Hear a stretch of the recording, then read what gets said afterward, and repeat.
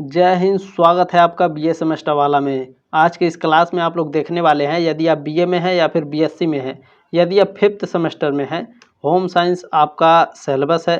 Paper का नाम है surface ornamentation of fabrics. 5th semester में होम साइंस, हिंदी, कोई भी सब्जेक्ट हो, 5th सेमेस्टर और 6th सेमेस्टर में आपको एक सब्जेक्ट के 2 पेपर पढ़ने पड़ेंगे, पेपर 1 और पेपर 2। ठीक है, तो ये पेपर 1 है भैया। ठीक है, होम साइंस का पेपर 1 है। पेपर का नाम है सरफेस ऑर्नामेंशन ऑफ फैब्रिक्स। 2023 का क्वेश्चन पेपर है। जैसा कि जो लोग नए देख रहे हैं उनको मैं बता दूं कि 2023 का जो क्वेश्चन पेपर है इसे हम लोग सॉल्व कर रहे हैं। ठीक है, और ये 2024 में भी आपके लिए इम्पोर्टेंट होगा, 2025 2026 में भी आपके लिए इम्पोर्टेंट होगा ये क्लास। ठीक है, ध्यान रखेंगे। ये लिखित क्वेश्चन पेपर है। देखें, 2 घंटे का समय दिया गया था इस क्वेश्चन पेपर में लिखने के लिए, और 75 नंबर के आपके इसमें 75 नंबर आपको दिए गए थे। ठीक है, देखिए किसी किसी कॉलेज में आपको ये 3 घंटे का समय दिया जाता है लिखने के लिए, लेकिन जो आपके मैक्सिमम मार्क्स है ये आपका 75 ही रहता है। ठीक है, चले आपको मैं बता दूं, देखें इसी तरह से आपके एग्जाम में क्वेश्चंस आते हैं। 2 तरह से क्वेश्चंस पूछे जाते हैं, सेक्शन ए, सेक्शन बी और सेक्शन सी। ठीक है, 3 खंडों में, या तो फिर आपको 2 सेक्शन में पूछा जाएगा, खंड अ खंड ब, यानी सेक्शन ए सेक्शन बी में। लेकिन सेक्शन ए और सेक्शन बी में 2 तरह से अगर प्रश्न पूछा जाता है तो डायरेक्ट आपको लघु उत्तरीय प्रश्न और दीर्घ उत्तरीय प्रश्न पूछा जाता है। ठीक है, ध्यान रखेंगे। तो हम लोग सॉल्व कर रहे हैं। देखें यहाँ पर सेक्शन सी दीर्घ उत्तरीय प्रश्न को हम लोग सॉल्व कर रहे थे। इसमें मैंने आपको ये दोनों क्वेश्चंस मैंने सॉल्व करा दिए हैं, 12 और 13 नंबर। ठीक है, डिस्क्रिप्शन बॉक्स में लिंक है, जा करके आप लोग देख लीजिएगा। और पिछले साल भी जो मैंने 5th सेमेस्टर के क्लास कराए हैं होम साइंस के, उसके भी प्लेलिस्ट में जो वीडियोस हैं पड़ी हैं, आप लोग देख सकते हैं। ठीक है, प्लेलिस्ट में ज्वाइन हो जाइएगा पेपर 1 पेपर 2 में। अगर आप लोग पीडीएफ पाना चाहते हैं तो टेलीग्राम ग्रुप का लिंक दिया गया है, ज्वाइन कर लीजिएगा। ठीक है, आपको वीडियो के ठीक नीचे पीडीएफ मिलेगा, वहीं से आप लोग आराम से पढ़ सकते हैं। आज के इस क्लास में हम लोग ये दोनों क्वेश्चन को सॉल्व करेंगे। ठीक है, परिचर्या क्यों की जाती है? ठीक है, write the study of purpose and process of finishes. ठीक है, define finishes and write its classification of fabrics finishes. परिसज्जा को समझाइए और कपड़े के परिसज्जा के विभाजन की भी व्याख्या कीजिए। इन दोनों प्रश्नों को मैं समझाने वाला हूँ, बताने वाला हूँ। सबसे बड़ी चीज़ ये होती है कि आपको एग्जाम में लिखना कैसे है प्रश्न को। ठीक है, यदि ये 15 नंबर का प्रश्न है, बहुत बड़ी चीज़ है। ठीक है, तो ये बहुत बड़ी चीज़ है, ध्यान रखेंगे। या 10 नंबर का होगा। ठीक है, चलिए देखते हैं कितने नंबर का है ये। देखो 15 नंबर का एक क्वेश्चन है, ध्यान रखेंगे। तो 500 शब्दों में लिखना है। लिखना कैसे है प्रश्न को, ये सबसे इम्पोर्टेंट है। यदि आप जिस तरह से मैं बताऊंगा उस तरह से लिखेंगे तो आपको 15 में से 14 नंबर कोई काट नहीं सकता है, आपको पूरा नंबर मिलेगा। 13 से 14 नंबर मिलेगा, ये बात ध्यान रखेंगे। ठीक है, कैसे लिखना है? फुल जो दीर्घोत्तरीय प्रश्न है, चलिए इसको बता देते हैं। ठीक है, चले ध्यान रखेंगे। आज इन दोनों प्रश्नों को कवर करेंगे, और जो आने वाले क्लासेस हैं आपके, उसमें आपको मैं लघु उत्तरीय प्रश्नों को सॉल्व करवा दूंगा। ठीक है, देखिए इसमें खंड ब में लघु उत्तरीय प्रश्न है, 200 शब्दों में आपको उत्तर देना पड़ता है। ठीक है, इसमें आपको किन्हीं 3 प्रश्नों के उत्तर दीजिए। ठीक है, प्रत्येक प्रश्न का लगभग 200 शब्दों में देना होता है। 3 प्रश्न यानी एक प्रश्न 10 नंबर का है, तो बहुत बड़ी चीज़ है। लघु उत्तरीय प्रश्न में हम लोग विभिन्न राज्य के परंपरागत वस्त्र को समझेंगे, और ये दूसरा तीसरा प्रश्न को हम लोग अगले क्लास में करेंगे। ठीक है, चले आज के इस क्लास में हम लोग इसको देख लेते हैं, इसको हम आज समझा देते हैं। ठीक है, क्योंकि ये बहुत ही इंपॉर्टेंट है, वेरी वेरी मोस्ट इंपॉर्टेंट है। परिसज्जा हर साल प्रश्न पूछता है परिसज्जा से, और एकदम 100% गारंटी है, एकदम आपका 100% ये प्रश्न आपका आएगा ही आएगा। ठीक है, चले स्टार्ट करते हैं। इन दोनों प्रश्नों को मैं आपको बता देता हूँ। चले स्टार्ट करते हैं। यदि आप इसका पीडीएफ पाना चाहते हैं तो क्या करेंगे, मैंने बताया है, टेलीग्राम ग्रुप ज्वाइन कर लीजिएगा। वीडियो के ठीक नीचे आपको पीडीएफ मिल जाएगा, वहां से डाउनलोड करके आप इन सभी प्रश्नों के उत्तर को आराम से पढ़ सकते हैं। ठीक है, लेकिन प्रश्न को लिखना कैसे है, सबसे बड़ी चीज़ ये है। ठीक है, ध्यान रखेंगे। प्रश्न को अगर जिस तरह से मैं बता रहा हूँ, जिस तरह से पढ़ा रहा हूँ, इस तरह से आप लिखेंगे तो कम से कम 13 से 14 नंबर मिलेगा आपको। ठीक है, ध्यान रखिएगा। आप 15 नंबर तो एकदम मिलता ही नहीं है, ये बात ये भी ध्यान रखेंगे। ठीक है, चले प्रश्न पूछा गया है, परिसज्जा क्यों की जाती है और इसकी प्रक्रिया को भी समझाइए। परिसज्जा क्या होता है? डेकोरेशन। ठीक है, जैसे शादी पड़ता है, या फिर घर में किसी का बर्थडे पड़ता है। ठीक है, या कोई भी फंक्शन पड़ता है जिसमें आप डेकोरेशन करते हैं। ठीक है, सजाते हैं फूलों से, पत्तियों से, या फिर गुब्बारों से, ठीक है। तो डेकोरेशन को ही परिसज्जा बोली जाती है, ठीक है, ये बात ध्यान रखेंगे।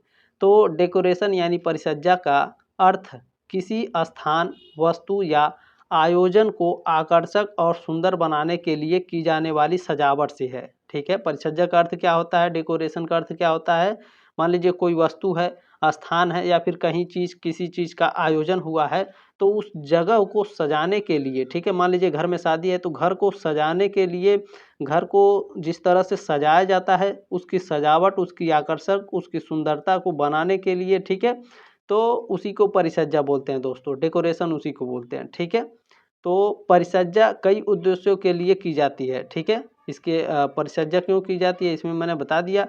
इसके प्रक्रिया को भी समझाना है तो ध्यान रखेंगे। परिसज्जा कई उद्देश्यों के लिए की जाती है, जैसे सौंदर्य बढ़ाने के लिए, ठीक है, किसी स्थान या वस्तु को सुंदर और आकर्षक बनाने के लिए परिसज्जा की जाती है, ठीक है, ध्यान रखेंगे।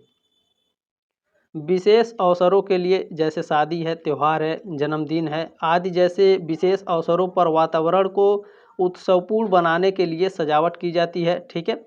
भावनात्मक प्रभाव, सजावट के माध्यम से वातावरण में सकारात्मकता और उल्लास पैदा किया जा सकता है, जिससे लोगों के मनोभाव पर सकारात्मक प्रभाव पड़ता है, ठीक है। चौथा है सांस्कृतिक और धार्मिक महत्व। कुछ परिसज्जा यानी जो डेकोरेशन है, धार्मिक और सांस्कृतिक मान्यताओं के आधार पर की जाती है, जैसे दिवाली पर दियों की सजावट या क्रिसमस पर क्रिसमस ट्री की सजावट, ठीक है। ये धार्मिक और सांस्कृतिक का भी महत्व होता है डेकोरेशन में। देखिए बिल्कुल इसी तरह से आपको लिखना है, ठीक है, ये बात ध्यान रखेंगे। प्रश्न हूबहू आपके एग्जाम में आ सकता है या फिर नहीं आएगा तो भी आपको इसी तरह से लिखना है परिसज्जा के बारे में, ठीक है। परिसज्जा क्यों की जाती है, इसके प्रक्रिया को समझाइए। ये प्रश्न आएगा तो बिल्कुल इसी तरह से लिखना है। अगर नहीं आएगा, परिसज्जा से संबंधित प्रश्न आते तो भी आप इसे लिख सकते हैं, ठीक है। अब आपको समझ में आ गया है। चले आगे बढ़ते हैं। परिसज्जा की प्रक्रिया क्या है, ठीक है, यानी डेकोरेशन की प्रक्रिया में सबसे पहले हम क्या करते हैं, किसी चीज़ को सजाना रहता है, तो मान लीजिए घर को सजाना है, तो सबसे पहले हम क्या करेंगे, सबसे पहले हम योजना बनाएंगे कि कैसे हम घर को सजाएं। फिर क्या करेंगे, थीम का चयन करेंगे, उसके बाद सामग्री का चयन करेंगे कि कौन सा फूल लगाना है, कौन सा फूल नहीं लगाना है, कौन सा बैलून लगाना है, कौन सी बैलून नहीं लगाना है, जिस स्थान पर बैलून या फिर फूल पत्तियाँ लगाना है उस स्थान की सफाई करनी है, ठीक है। सजावट की, उसके बाद सजावट की शुरुआत करेंगे, सजा करके उसके बाद अंतिम ढांचे को सजाएंगे, ठीक है। चले अब इसको हम काफ़ी अच्छे से समझते हैं। परिसज्जा की प्रक्रिया में योजना बनाएंगे। प्लानिंग क्या है हमारी, सबसे पहले यह तय किया जाता है कि किस प्रकार की सजावट की जानी चाहिए योजना में, ठीक है, कौन सी सामग्री का उपयोग किया जाएगा और किस प्रकार का लुक चाहिए, योजना तो हम बनाएंगे ही।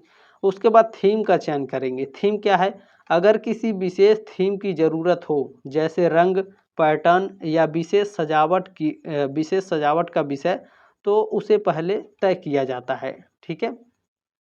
चले सामग्री का चयन करेंगे। सामग्री में क्या होना चाहिए, सजावट में उपयोग होने वाली सामग्रियों को चुना जाता है, जैसे फूल, किस तरह की लाइट होनी चाहिए, किस तरह के कपड़े लगाएं, किस तरह के पोस्टर लगाएं आदि, ठीक है।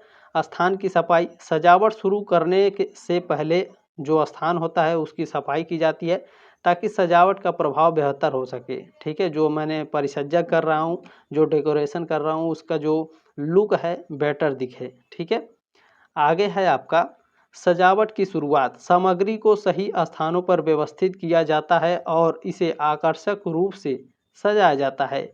इसमें रंगों का संयोजन, प्रकाश की व्यवस्था और वस्त्र या अन्य सजावटी वस्तुओं की सही ढंग से सजावट शामिल होती है, ठीक है। अंतिम ढांचा, ये क्या है, सजावट पूरी हो जाने के बाद उसे देखा जाता है कि कहीं कोई कमी तो नहीं है, और अगर सुधार की ज़रूरत हो तो उसे ठीक किया जाता है, ठीक है। उम्मीद है आपको समझ में आ रहा होगा, ठीक है। चलें बिल्कुल इसी तरह से आपको लिखना है हेडिंग डाल करके। अगर आप इस तरह से नहीं लिखती हैं तो आपको 4-5 नंबर मिलेगा, इससे ज़्यादा नहीं मिलेगा, ठीक है, ध्यान रखेंगे। अगला है आपका परिसज्जा को समझाइए और कपड़े के परिसज्जा के विभाजन की भी व्याख्या करिए। यानी जो आपका डेकोरेशन है उसको समझाना है। डेकोरेशन यानी कपड़े के परिसज्जा के विभाजन की व्याख्या कीजिए। यानी कपड़े का जो डेकोरेशन होता है उसके विभाजन की व्याख्या करना है, ठीक है। कपड़े से जो सजावटें की जाती हैं उसके विभाजन का व्याख्या करना है। तो परिसज्जा क्या है इसको समझाना है, ठीक है। जिस तरह से पूछेगा उसी तरह से उत्तर देना है। तो चलिए परिसज्जा को समझाना यानी इसका अर्थ क्या है। परिसज्जा यानी डेकोरेशन का अर्थ है वस्त्रों, गहनों, आभूषणों आदि का ऐसा संयोजन या सजावट जिससे किसी व्यक्ति या वस्तु की सुंदरता में वृद्धि हो, ठीक है। आप समझ में आ गया डेकोरेशन क्या है। देखिए वस्त्रों से, गहनों से या फिर आभूषण से किसी व्यक्ति की या फिर किसी स्थान की, ठीक है, जो सजावट की जाती है उसमें जो सुंदरता उसके सुंदरता में जो वृद्धि की जाती है उसी को डेकोरेशन या फिर परिसज्जा कहा जाता है, ठीक है। यह शब्द मुख्य रूप से फैशन, वस्त्र डिजाइन और सजावट के संदर्भ में उपयोग किया जाता है। परिसज्जा का उद्देश्य न केवल वस्त्र या गहनों की सुंदरता बढ़ाना होता है बल्कि इसे पहनने वाले व्यक्ति की पहचान, सामाजिक स्थिति और व्यक्तित्व यानी पर्सनालिटी को भी प्रतिबिंबित करना होता है। चलें आगे बढ़ते हैं। देखिए अब आपको क्या करना है, कपड़े की परिसज्जा के विभाजन को समझने के लिए इसे कुछ मुख्य श्रेणियों में बांटा जा सकता है, ठीक है। पहला है रंग और पैटर्न का चयन। देखिए बिल्कुल इसी तरह से लिखना है, ठीक है। तो इस श्रेणी में कपड़ों के रंग और उनके पैटर्न का चुनाव महत्वपूर्ण होता है। जैसे कि रंगों का संयोजन, उनके मेल से परिसज्जा की सुंदरता बढ़ाई जा सकती है, ठीक है। पैटर्न का चयन भी आवश्यक है, जैसे फ्लोरल डिजाइन, ज्यामितीय डिजाइन, धारियों या चेक्स का प्रयोग, ठीक है। चलिए दूसरा है आपका आभूषण और गहने। कपड़ों के साथ गहनों का सही चयन परिसज्जा का महत्वपूर्ण हिस्सा है। यानी जो गहने हैं जो कपड़े हैं, ठीक है, कपड़ों के साथ जो आभूषण होते हैं, ठीक है, उसमें डेकोरेशन का बहुत ही महत्वपूर्ण हिस्सा होता है। सही आभूषणों का चयन न केवल कपड़ों की शोभा बढ़ाता है बल्कि व्यक्ति के व्यक्तित्व को भी निखारता है। चले गले के हार, कान की बालियां, कंगन आदि के चुनाव से पूरे परिधान की सुंदरता बढ़ाई जा सकती है, ठीक है। तीसरा है कपड़े का कट और सिलाई।